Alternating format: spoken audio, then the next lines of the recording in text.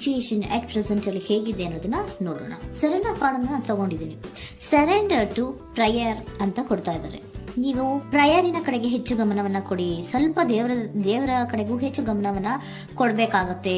ಯಾವಾಗ ನೀವು ದೇವರನ್ನ ತುಂಬಾ ಹೃದಯದಿಂದ ಪ್ರಾರ್ಥನೆಯನ್ನ ಮಾಡಿ ನನಗೆ ಸಹಾಯವನ್ನ ಮಾಡು ಅಂತ ಕೇಳ್ತಿರೋ, ಆಗ ಅದೆಲ್ಲ ಸಮಸ್ಯೆಗಳಿಂದ ನೀವು ಆಚೆ ಬರ್ತೀರಾ.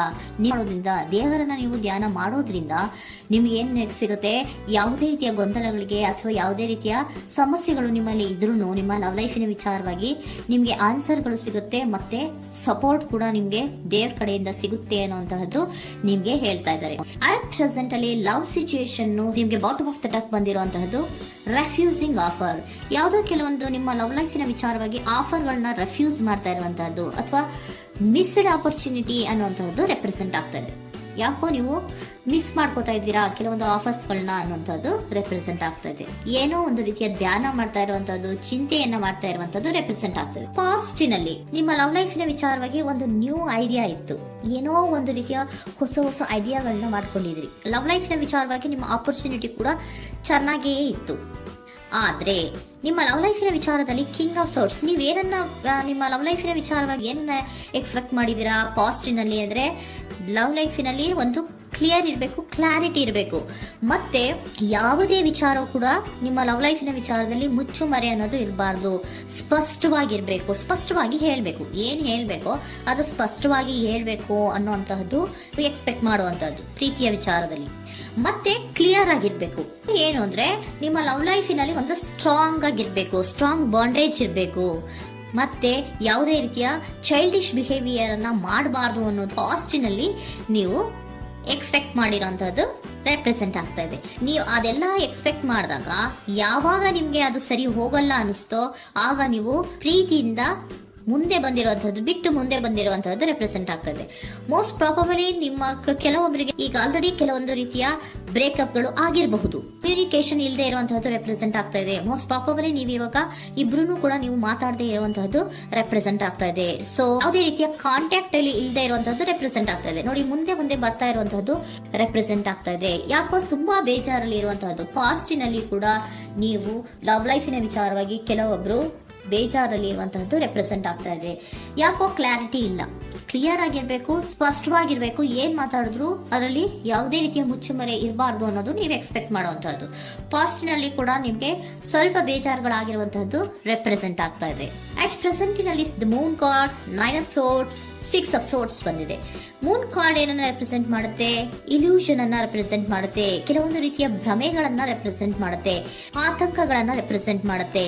ಮತ್ತೆ ನಿಮ್ಮ ಲವ್ ಲೈಫಿನ ವಿಚಾರದಲ್ಲಿ ಯಾವುದೇ ರೀತಿಯ ಸ್ಥಿರವಾಗಿ ಇಲ್ಲ, ಯಾವುದು ಕರೆಕ್ಟ್ ಆಗಿ ಇಲ್ಲದೆ ಇರುವಂತಹದ್ದು ನಿಮ್ಗೆ ರೆಪ್ರೆಸೆಂಟ್ ಆಗ್ತಾ ಇದೆ. ನೆಕ್ಸ್ಟ್ ಕಾರ್ಡ್ ಏನ್ ಬಂದಿದೆ? ಸೆಕೆಂಡ್ ಕಾರ್ಡ್ 9 of swords ಬಂದಿದೆ. ಇದರಲ್ಲೂ ಕೂಡ ನಿಮ್ಗೆ ಆತಂಕ ಇತ್ತು, ಇದರಲ್ಲೂ ಕೂಡ ಆತಂಕ ಇದೆ, ಭಯ ಇದೆ, ಕರೆಕ್ಟ್ ಆಗಿ ನೀವು ನಿದ್ರೆ ಮಾಡ್ತಾ ಇಲ್ಲ, ಯೋಚನೆ ಮಾಡ್ತಾ ಇರುವಂತಹದ್ದು ಈ ಎರಡೂ ಕಾರ್ಡ್ಗಳಲ್ಲೂ ರೆಪ್ರೆಸೆಂಟ್ ಆಗ್ತದೆ. ಇದರಲ್ಲೂ ಆತಂಕಗಳಿದೆ, ಇದರಲ್ಲೂ ಆತಂಕ. ಅಟ್ ಪ್ರೆಸೆಂಟಿನಲ್ಲಿ ಕೆಲವೊಂದು ರೀತಿಯ ವಿಚಾರಗಳಲ್ಲಿ ಭಯವನ್ನ ಪಡ್ತಾ ಇರುವಂತಹದ್ದು ರೆಪ್ರೆಸೆಂಟ್ ಆಗ್ತಾ ಇದೆ. 6 of swords, 6 of swords ಕೂಡ ಏನಾಗ್ತಾ ಇದೆ? ಮೂವಿಂಗ್ ಆನ್, ಮುಂದೆ ಹೋಗ್ತಾ ಇರುವಂತಹದ್ದು, ಬೇಜಾರಿಂದ ನೀವು ಮುಂದೆ ಹೋಗ್ತಾ ಇರುವಂತಹದ್ದು ರೆಪ್ರೆಸೆಂಟ್ ಆಗ್ತದೆ. ಅಟ್ ಪ್ರೆಸೆಂಟಿನಲ್ಲಿ ಯಾವುದೇ ರೀತಿಯ ಸಮಾಧಾನದಿಂದ ಇದ್ದಿರುವಂತಹದ್ದು ಈ ರೀಡಿಂಗ್ ಗಳಲ್ಲಿ ಕಾಣಿಸ್ತಾ ಇಲ್ಲ. ಓಕೆನಾ? ಟೇಕ್ ಇಟ್ ರೆಸೋನೇಟ್, ನಿಮ್ಗೆ ರೆಸೋನೇಟ್ ಆದ್ರೆ ಮಾತ್ರ ತಗೊಳ್ಳಿ. ನೆಕ್ಸ್ಟ್ ಕಾರ್ಡ್ ಇಮಿಡಿಯೇಟ್ ಫ್ಯೂಚರ್ ನ ಬಗ್ಗೆ ನೋಡೋದಾದ್ರೆ ನೈಟ್ ಆಫ್ ಸೋರ್ಟ್ಸ್ ಬಂದಿದೆ.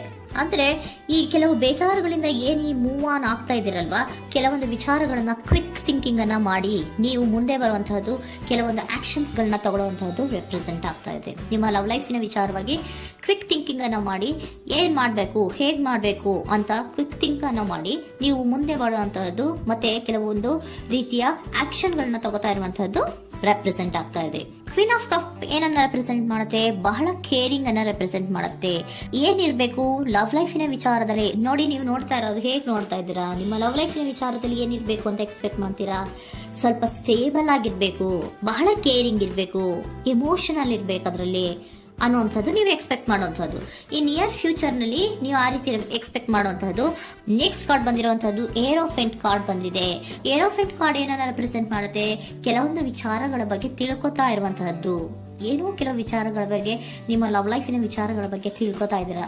ಏನಾಗಿದೆ, ಹೇಗಾಗಿದೆ, ಸ್ವಲ್ಪ ಆಕ್ಷನ್ಸ್ ಅನ್ನ ತಗೋಬೇಕು ಅಂದ್ರೆ ನಾನು ಸ್ವಲ್ಪ ಕೇರ್ ಅನ್ನ ಮಾಡಬೇಕು, ಸ್ಟೇಬಲ್ ಆಗಿರ್ಬೇಕು ಅಂದ್ರೆ ಸ್ವಲ್ಪ ನಾನು ಕೇರ್ ಅನ್ನ ಮಾಡಬೇಕು, ಆಕ್ಷನ್ ಅನ್ನ ತಗೋಬೇಕು ಅನ್ನುವಂತಹ ನಿರ್ಧಾರಗಳನ್ನ ನೀವು ಮಾಡ್ತಾ ಇರುವಂತದ್ದು ರೆಪ್ರೆಸೆಂಟ್ ಆಗ್ತಾ ಇದೆ. ಹಾಗಿದ್ರೆ ಏಂಜಲ್ ಗೈಡೆನ್ಸ್ ಏನ್ ಕೊಡ್ತಾರೆ? Are you ready? ನೀನು ರೆಡಿಯಾಗಿದ್ದೀರಾ ನೀವು ಅಂತ ಕೇಳ್ತಾ ಇದ್ದಾರೆ ಏಂಜಲ್ಸ್ಗಳು. ಅಂದ್ರೆ ಏನು, ನೀನ್ ಇಲ್ಲೇ ಕುತ್ಕೊಂಡು ಅಳ್ಕೊಂಡು ಬೇಜಾರು ಮಾಡ್ಕೊಂಡು ಕುತ್ಕೊಳ್ಳೋದು ಬೇಡ, ಸ್ವಲ್ಪ ನೀನು ಮುಂದೆ ಮೂವ್ ಆಗು. ಅಲ್ಲಿರೋದ್ರಿಂದ ಏನು ಪ್ರಯೋಜನ ಇಲ್ಲ. Are you ready? ನೀವು ರೆಡಿ ಆಗಿದ್ದೀರಾ? Within the next few weeks, ಕೆಲವೊಂದು ವೀಕ್ಗಳಲ್ಲಿ, ಕೆಲವೊಂದು ವಾರಗಳಲ್ಲಿ ನೀವು ಏನಾಗ್ತೀರಾ? ಅಬಂಡೆನ್ಸ್, ಸಾಮರಸ್ಯ ಅನ್ನೋದು ಇರುತ್ತೆ. ಇಂಪ್ರೂವಿಂಗ್ ಹೆಲ್ತ್ ಅಂದ್ರೆ ಏನು, ನೀವು ಯೋಚನೆ ಮಾಡಿ ಮಾಡಿ ಮಾಡಿ ಏನ್ ನೀವು ಈ ಆರೋಗ್ಯವನ್ನ ಹಾಳು ಮಾಡ್ಕೊಂತ ಇದ್ದೀರಾ. ಸೊ ಇಂಪ್ರೂವಿಂಗ್ ಹೆಲ್ತಿನ ಕಡೆಗೆ ಗಮನವನ್ನ ಕೊಡಿ. ಆತಂಕವನ್ನ ಮಾಡ್ಕೊಂಡು ಭಯವನ್ನ ಪಡ್ಕೊಂಡು ಮುಂದೆ ಹೋಗ್ಬೇಕಲ್ಲ ಅಂತ ನೀವು ದಿನ ದಿನ ಹೆಂಗೆ ಕಾಲವನ್ನ ಮುಂದೆ ಹಾಕ್ತಾ ಇದ್ದೀರೋ ಅದಕ್ಕೆ ಏನ್ ಹೇಳ್ತಾ ಇದ್ದಾರೆ? Are you ready? ಮುಂದೆ ಬರೋದಕ್ಕೆ ನೀನ್ ರೆಡಿ ಆಗು. ನೀವ್ ಅಲ್ಲೇ ಕೂತಿರೋದ್ರಿಂದ ಯಾವುದೇ ರೀತಿಯ ಪ್ರಯೋಜನ ಇಲ್ಲ. ಸ್ವಲ್ಪ ನಿಮ್ಮ ಹೆಲ್ತಿನ ಕಡೆಗೆ ಗಮನವನ್ನ ಕೊಡಿ. ಸಮೃದ್ಧಿ ಅನ್ನೋದು ಬಂದೇ ಬರುತ್ತೆ, ಸಾಮರಸ್ಯ ಅನ್ನೋದು ಇದ್ದೇ ಇರುತ್ತೆ ಅನ್ನೋದು ಹೇಳ್ತಾ ಇದ್ದಾರೆ.